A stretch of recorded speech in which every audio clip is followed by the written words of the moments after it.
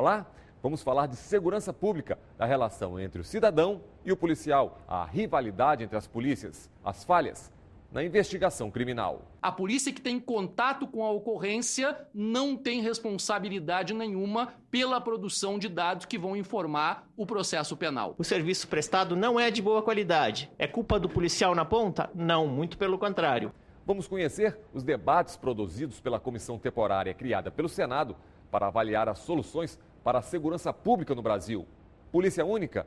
Mais recursos financeiros? A discussão está começando. Nós trouxemos os dados sobre letalidade e vitimização policial com base numa ampla pesquisa que nós produzimos e que, de algum modo, pode ser todos esses números, se a gente olhar algumas informações que todos nós, no cotidiano, já sentimos, que os homicídios no Brasil cresceram 7,8% de 2011 para 2012, com alguns destaques importantes ali em relação às taxas. O Ceará se destaca também, Goiás se destaca, e com alguns ganhos significativos de redução, como Rio de Janeiro e Pernambuco. Nós gastamos, o ano passado, 61 bilhões de reais com segurança pública.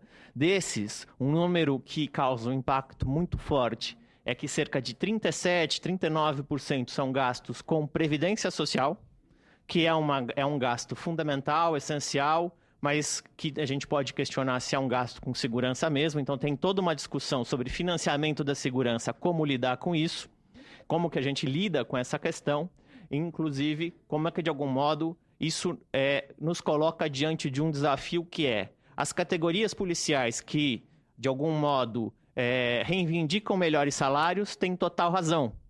Os gestores públicos que dizem que não há dinheiro também têm razão. Como é que a gente constrói uma alternativa, talvez para aplicar melhor o dinheiro disponível e aumentar a valorização dos policiais? O Brasil sempre vive uma disputa entre micro-reformas e macro-reformas. Se a gente lembrar de alguns temas mais gerais, reforma política, reforma tributária, reforma da Previdência, são reformas que nunca saem porque são muito gerais. E a segurança pública, a gente também tem esse problema. Nós vivemos um drama nessa área de segurança pública. Nós que militamos como intelectuais, pesquisadores ou ativistas, defensores de direitos humanos, atuamos como gestores, como interlocutores, somos cidadãos. Há muitos anos nos defrontamos com esse tremendo desafio. O Brasil se passou a limpo em 1988 com a promulgação da Carta Magna, da nossa Constituição Federal, né, Constituição Cidadã. Mas não fomos capazes, como nação, de estender a transição democrática a todas as áreas, particularmente a área da segurança pública.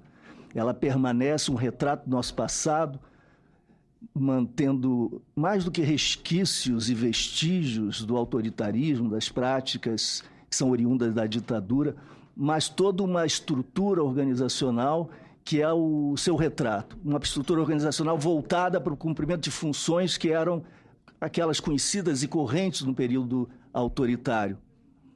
O que estava em questão era a defesa do Estado, não da cidadania. Chegou a hora de alguma coragem, com alguma ambição, alguma ousadia, de nós passarmos a limpo a segurança pública em nosso país.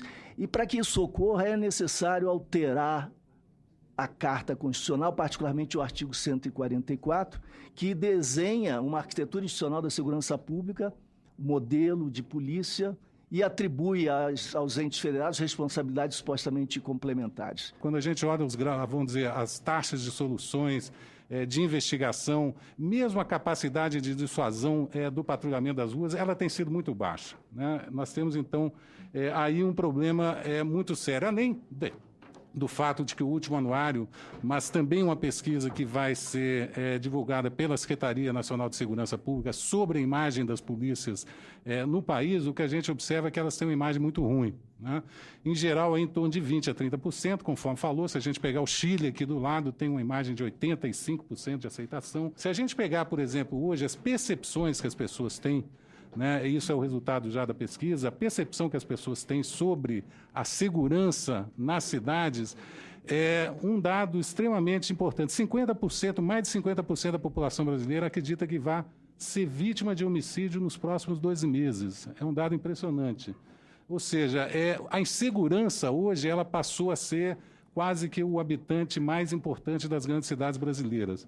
Quando a gente começa a analisar, né, qual é a relação que nós temos aí em relação vamos dizer, o que está determinando essa insegurança, muito dela tem a ver com a relação que as pessoas mantêm com a polícia. A relação da polícia com a sociedade brasileira é uma relação militarizada. E aí, portanto, a questão não é a estrutura da polícia. A questão é como a polícia lida com o cidadão. E aí nós estamos falando em polícias militares, mas estamos falando também na polícia civil. Porque a relação que as polícias estabelecem com a cidadania do Brasil é uma relação bastante complicada. A ONU lançou um relatório a respeito da violência letal na América Latina e esse relatório diz o seguinte: uma das principais lições aprendidas na região é que as chamadas políticas de mão de ferro não funcionam.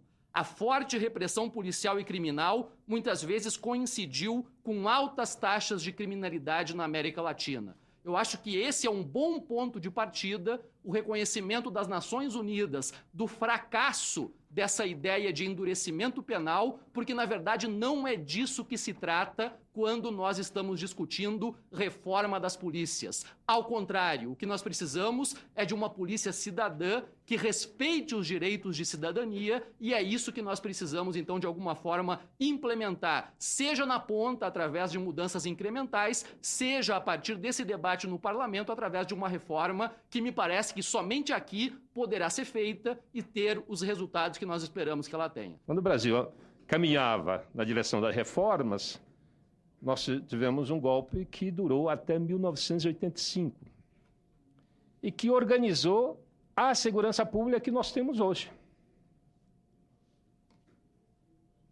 Daí, então, a militarização, porque o inimigo para o golpe civil-militar era interno.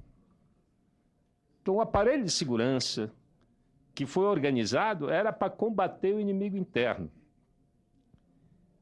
E isso, nós tivemos, o professor Cláudio Beato falou que nós tivemos pouquíssimos avanços na área de segurança ao longo da reconstrução democrática, e é verdade. Duas certezas nós ouvimos aqui, senhores senadores, ilustres convidados. A primeira delas é que algo precisa ser feito.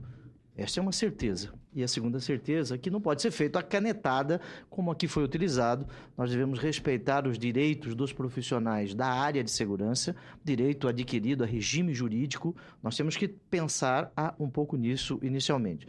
Eu, como relator desta comissão, nós estamos analisando todas as proposições legislativas, sejam propostas de emenda à Constituição ou projetos de lei, através dos relatores, das sub-relatorias, e a sociedade brasileira pode ficar absolutamente tranquila. Nada será feito de afogadilho, porque nós temos responsabilidades. Agora, isso não significa, né, senhor presidente, que nós aqui ficaremos deitados em berço esplêndido, permitindo o que está a ocorrer na sociedade brasileira. A questão de segurança deve ser tratada, como eu já fiz referência inicialmente, como uma questão de Estado, não uma questão deste governo, para ultrapassar a existência temporal dos governos. No próximo bloco, novas fontes de financiamento e um pacto pela segurança pública. Não pode haver um modelo nacional até do ponto de vista da transição. Isso tem de ser negociado Estado